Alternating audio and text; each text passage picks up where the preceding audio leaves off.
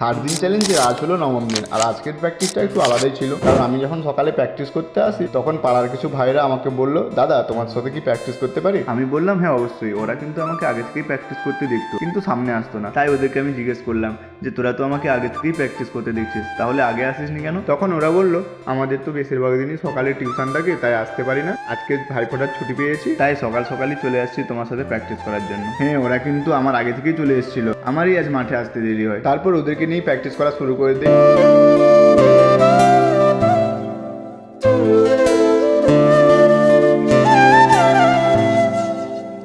কিছুক্ষণ প্র্যাকটিস করার পর ওদের ফ্যামিলি থেকে ডাক আসে যে সকাল থেকে কিছু খেয়ে আসেনি, তাই অনেকেই বাড়ি চলে যায়। শেষে আমার সাথে দুজন ভাই প্র্যাকটিস করতে ছিল, ওরাও বাড়ি চলে যায়, কারণ সকাল 10টার মতো বেজে গিয়েছিল আর ওদের কাছে এটা অনেকটাই বেলা। তারপর আমি কিছুক্ষণ একলা বল কন্ট্রোলিং করি ও স্পিন টেনে বাড়ি চলে আসি।